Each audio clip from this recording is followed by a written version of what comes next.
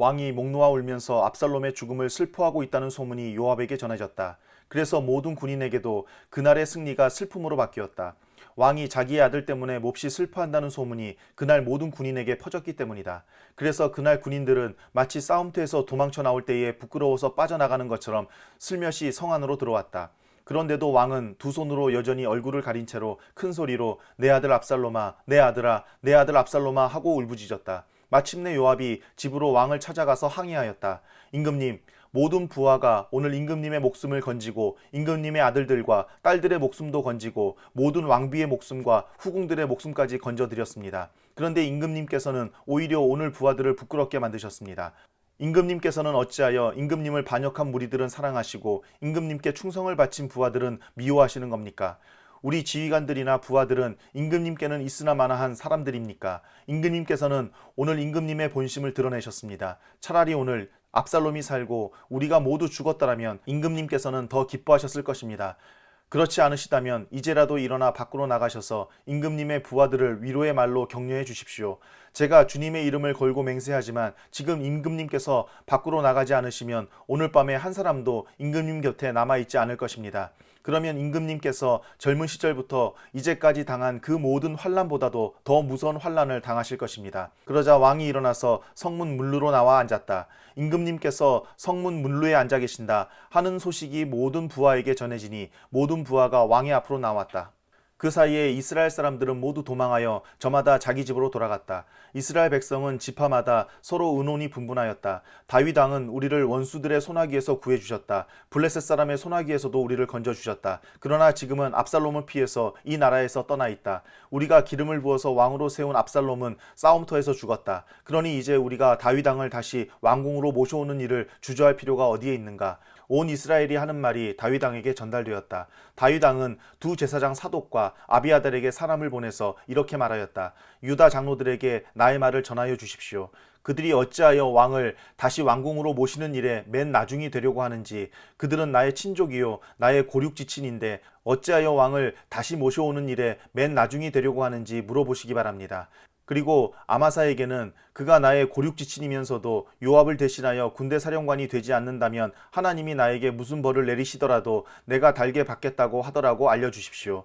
이렇게 다윗이 모든 유다 사람의 마음을 하나같이 자기 쪽으로 기울게 하니 그들이 왕에게 사람을 보내서 말하였다. 임금님께서는 부하들을 모두 거느리고 어서 빨리 돌아오시기를 바랍니다. 다윗 왕이 돌아오는 길에 요단 강가에 이르렀는데 유다 사람들이 왕을 맞이하여 요단강을 건너게 하려고 이미 길갈에 와 있었다.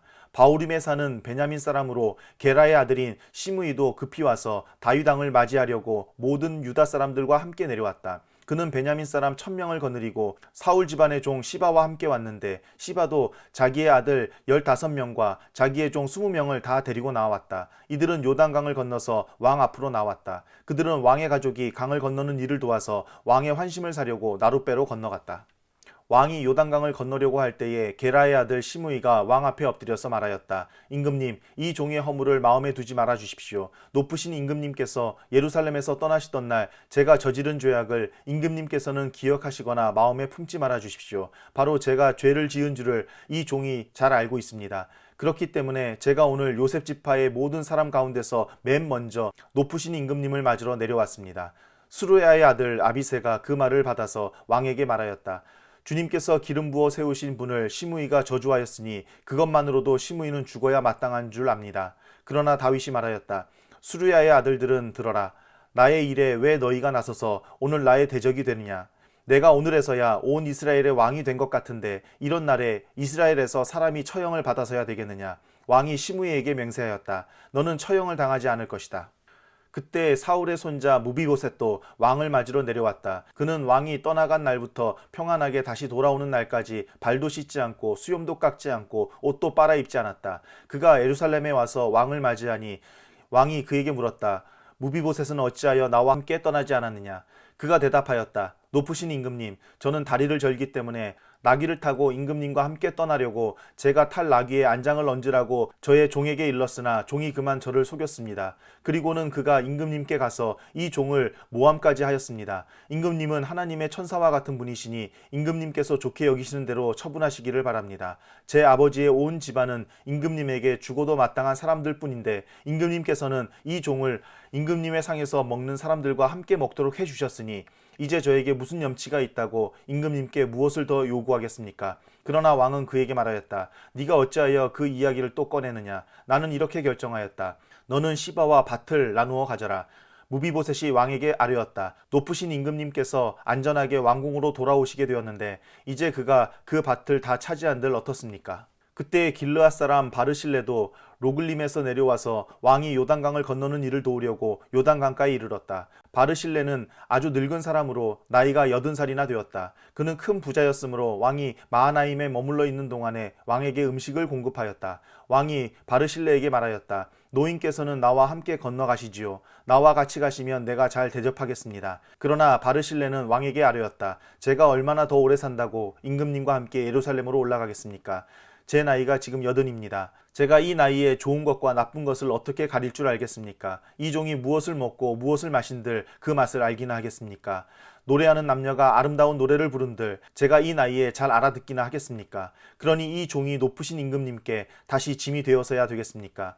이 종은 임금님을 모시고 요단강을 건너려는 것뿐인데 어찌하여 임금님께서는 이러한 상을 저에게 베푸시려고 하십니까? 부디 이 종을 돌아가게 하셔서 고향 마을에 있는 제 아버지와 어머니의 무덤 곁에서 죽게 하여 주시기를 바랍니다. 그 대신에 이 종의 아들 김함이 여기에 있으니 그가 높으신 임금님을 따라가게 하시고 임금님께서 바라시는 대로 그에게 잘 대하여 주시기를 바랍니다. 그러자 왕이 약속하였다. 물론 내가 김함을 데리고 가겠소. 그리고 노인께서 보시기에 만족하도록 내가 그에게 잘 대하여 주겠고 또 나에게 특별히 부탁한 것은 무엇이든지 내가 다 이루어 드리겠소. 드디어 온 백성이 요단강을 건넜고 왕도 건너갔다. 왕이 바르실레에게 입을 맞추고 복을 빌어주니 바르실레가 자기의 고장으로 돌아갔다.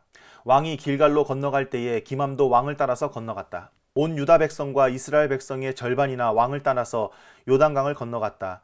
그런데 갑자기 온 이스라엘 사람이 왕에게 몰려와서 이렇게 말하였다. 어찌하여 우리의 형제인 유다 사람들이 우리와 의논도 없이 임금님을 몰래 빼돌려 임금님과 임금님의 가족과 다윗 왕의 모든 신하를 모시고 건넜습니까? 그러자 온 유다 사람이 이스라엘 사람에게 대답하였다. 우리가 임금님과 더 가깝기 때문이다. 너희가 이런 일로 그렇게 화를 낼 이유가 무엇이냐? 우리가 임금님께 조금이라도 얻어먹은 것이 있느냐? 임금님이 우리에게 조금이라도 주신 것이 있어서 그러는 줄 아느냐? 그러나 이스라엘 사람은 유다 사람에게 이렇게 말하였다. 우리는 임금님께 요구할 권리가 너희보다 10갑절이나 더 있다. 그런데 어찌하여 너희는 우리를 무시하였느냐? 높으신 임금님을 우리가 다시 모셔와야 되겠다고 맨 먼저 말한 사람이 바로 우리가 아니었느냐? 그래도 유다 사람의 말이 이스라엘 사람의 말보다 더 강경하였다. 그 즈음에 불량배한 사람이 그곳에 있었는데 그의 이름은 세바였다. 그는 비그리의 아들로서 베냐민 사람이었다. 그는 나팔을 불면서 이렇게 외쳤다. 우리가 다윗에게서 얻은 몫은 아무것도 없다. 우리가 이새의 아들에게서 물려받은 유산은 아무것도 없다. 그러니 이스라엘 사람들아 모두들 자기의 집으로 돌아가자. 이 말을 들은 온 이스라엘 사람은 다윗을 버리고 비그리의 아들 세바를 따라갔다. 그러나 유다 사람은 요단강에서 예루살렘에 이르기까지 줄곧 자기들의 왕을 따랐다. 다윗은 예루살렘의 왕궁으로 돌아온 뒤에 예전에 왕궁을 지키라고 남겨둔 후궁 10명을 붙잡아서 방에 가두고 감시병을 두었다. 왕이 그들에게 먹을 것만 주고 더 이상 그들과 잠자리를 하지 않았으므로 그들은 죽을 때까지 갇혀서 생과부로 지냈다. 왕이 아마사에게 명령하였다. 장군은 유다 사람을 사흘 안에 모아 나에게 데려오고 그대도 함께 오시오. 아마사가 유다 사람을 모으러 갔으나 왕이 그에게 정하여 준 기간을 넘겼다. 그래서 다윗은 아비새에게 명령하였다. 이제 비그리의 아들 세바가 압살롬보다도 더 우리를 해롭게 할 것이요. 그러므로 장군은 나의 부하들을 데리고 그를 뒤쫓아가시오. 혹시라도 그가 잘 요새화된 성읍들을 발견하여 그리로 피하면 우리가 찾지 못할까 염려되어. 그래서 요압의 부하들과 그렛 사람과 블렛 사람과 모든 용사가 비그리의 아들 세바를 뒤쫓아가려고 아비새를 따라 예루살렘 밖으로 나갔다. 그들이 기브온의 큰 바위 곁에 이르렀을 때에 아마사가 그들의 앞으로 다가갔다. 요압은 군복을 입고 허리에 띠를 띠고 있었는데 거기에는 칼집이 달려있고 그 칼집에는 칼이 들어있었다. 요압이 나아갈 때에 칼이 빠져나와 있었다. 요압은 아마사에게 형님 평안하시오 하고 말하면서 오른손으로 아마사의 턱수염을 붙잡고 입을 맞추었다. 요압이 다른 손으로 칼을 빼어 잡았는데 아마사는 그것을 눈치채지 못하였다. 요압이 그 칼로 아마사의 배를 찔러서 그의 창자가 땅바닥에 쏟아지게 하니 다시 찌를 필요도 없이 아마사가 죽었다. 그런 다음에 요압은 자기 동생 아비새와 함께 비그리의 아들 세바를 뒤쫓아갔다. 그때에 요압의 부하 한 사람이 아마사의 주검 곁에 서서 외쳤다. 요압을 지지하는 사람과 다윗 쪽에 선 사람은 요압 장군을 따르시오. 그러나 아마사가 큰 길의 한가운데서 피투성이가 되어 있었으므로 지나가는 모든 군인이 멈추어 서는 것을 요압의 부하가 보고 아마사를 큰 길에서 들판으로 치워 놓았다. 그런데도 그의 곁으로 지나가는 군인마다 멈추어 서는 것을 보고 요압의 부하가 아마사의 주검을 옷으로 덮어 놓았다. 그가 큰 길에서 아마사를 치우자 군인들이 모두 요압을 따라서 비그리의 아들 세바를 뒤쫓아갔다. 세바가 모든 이스라엘 지파 가운데로 두루 다니다가 아벨 지역과 벤마아가 지역과 베림의 온 지역까지 이르렀다. 그곳 사람들이 모두 모여서 그의 뒤를 따랐다. 요압을 따르는 군인들은 그곳에 이르러서 벤마아가의 아벨을 포위하고 세바를 치기 시작하였다. 그들이 성읍을 보면서 둔덕을 쌓으니 이 둔덕이 바깥 성벽의 높이만큼 솟아올랐다. 요압을 따르는 모든 군인이 성벽을 무너뜨리려고 부수기 시작하니 그 성읍에서 슬기로운 여인 하나가 이렇게 외쳤다. 제 말을 들어보십시오. 좀 들어보시기 바랍니다. 제가 장군께 드릴 말씀이 있으니 요압 장군께 이리로 가까이 오시라고 말씀을 좀 전하여 주십시오. 요압이 그 여인에게 가까이 가니 그 여인이 요압 장군이십니까? 하고 물었다. 요압이 그렇소 하고 대답하니 그 여인이 요압에게 이 여종의 말을 좀 들어보시기 바랍니다 하였다. 요압이 말하였다. 어서 말하여 보시오. 그 여인이 말하였다. 옛날 속담에도 물어볼 곳이 있으면 아벨 지역에 가서 물어보아라 하였고 또 그렇게 해서 무슨 일이든지 해결하였습니다. 저는 이스라엘에서 평화롭고 충실하게 사는 사람들 가운데 하나입니다. 그런데 장군께서는 지금 이스라엘에서 어머니와 같은 성읍을 하나 멸망시키려고 애쓰십니다. 왜 주님께서 주신 유산을 삼키려고 하십니까? 요압이 대답하였다. 나는 절대로 그러는 것이 아니오. 정말로 그렇지가 않소. 나는 삼키거나 멸망시키려는 것이 아니오. 그 일이 그런 것이 아니오. 사실은 에브라임 산간지방 출신인 비그리의 아들 세바라는 사람이 다윗 왕에게 반기를 들어서 반란을 일으켰소. 여러분이 그 사람만 내주면 내가 이 성읍에서 물러가겠소. 그 여인이 요압에게 말하였다. 그렇다면 그의 머리를 곧 성벽 너머로 장군께 던져드리겠소. 그런 다음에 그 여인이 온 주민에게 돌아가서 슬기로운 말로 설득시키니 그들이 비그리의 아들 세바의 머리를 잘라서 요압에게 던져주었다. 요압이 나팔을 부니 모든 군인이 그 성읍에서 떠나 저마다 자기 집으로 흩어져서 돌아갔다. 요압은 왕이 있는 예루살렘으로 돌아왔다. 요압은 온 이스라엘의 군대 사령관이 되고 여호야다의 아들 브나야는 그렛 사람과 블렛 사람으로 이루어진 경호원들의 지휘를 맡고 아도니람은 부역 감독관이 되고 아일룻의 아들 여호사밧은 역사 기록관이 되고 스와는 서기관이 되고 사독과 아비아달은 제사장이 되고 야일 사람 이라는 다윗의 제사장이 되었다. 다윗 시대에 세 해 동안이나 흉년이 들었다. 다윗이 주님 앞에 나아가서 그 곡절을 물으니 주님께서 대답하셨다. 사울과 그의 집안이 기브온 사람을 죽여 살인죄를 지은 탓이다. 다윗은 기브온 사람을 불러다가 물어보았다. 기브온 사람은 본래 이스라엘 백성의 자손이 아니라 아모리 사람 가운데서 살아남은 사람들이며 이미 이스라엘 백성이 그들을 살려주겠다고 맹세하였는데도 사울은 이스라엘과 유다 백성을 편파적으로 사랑한 나머지 할 수 있는 대로 그들을 다 죽이려고 하였다. 다윗이 기브온 사람에게 물었다. 내가 당신들에게 어떻게 하면 좋겠소? 내가 무엇으로 보상을 하여야 주님의 소유인 이 백성에게 복을 빌어 주시겠소? 기브온 사람들이 그에게 말하였다. 사울이나 그의 집안과 우리 사이의 갈등은 은이나 금으로 해결할 문제가 아닙니다. 우리는 이스라엘 사람을 죽일 생각은 없습니다. 다윗이 그들에게 물었다. 그러면 당신들의 요구가 무엇이오? 내가 들어주겠소. 그들이 왕에게 말하였다. 사울은 우리를 학살한 사람입니다. 그는 이스라엘의 영토 안에서는 우리가 어느 곳에서도 살아남지 못하도록 우리를 몰살시키려고 계획한 사람입니다.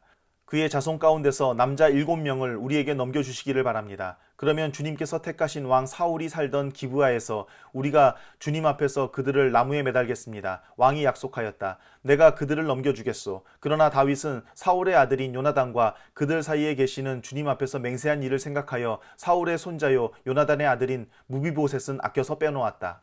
그 대신에 왕은 아야의 딸 리스바가 사울과의 사이에서 낳은 두 아들인 알모니와 무비보셋을 붙잡고 또 사울의 딸 메랍이 무올라 사람 바르실레의 아들인 아드리엘과의 사이에서 낳은 아들 5을 붙잡아다가 기브온 사람의 손에 넘겨주었다. 기브온 사람이 주님 앞에서 그들을 산에 있는 나무에 매달아 놓으니 그 7이 다 함께 죽었다. 그들이 처형을 받은 것은 곡식을 거두기 시작할 무렵 곧 보리를 거두기 시작할 때였다.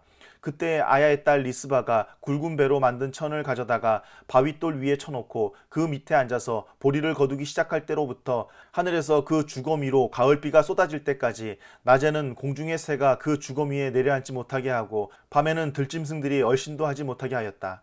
아야의 딸이며 사울의 첩인 리스바가 이렇게 하였다는 소식이 다윗에게 전해지니 다윗이 길르앗의 야베스로 가서 사울의 뼈와 그의 아들 요나단의 뼈를 그 주민에게서 가져왔다. 블레셋 사람이 길보아 산에서 사울을 죽일 때에 블레셋 사람이 사울과 요나단의 시신을 벳산의 광장에 매달아 두었는데 거기에서 그 시신을 몰래 거두어 간 이들이 바로 길르앗의 야베스 주민이다.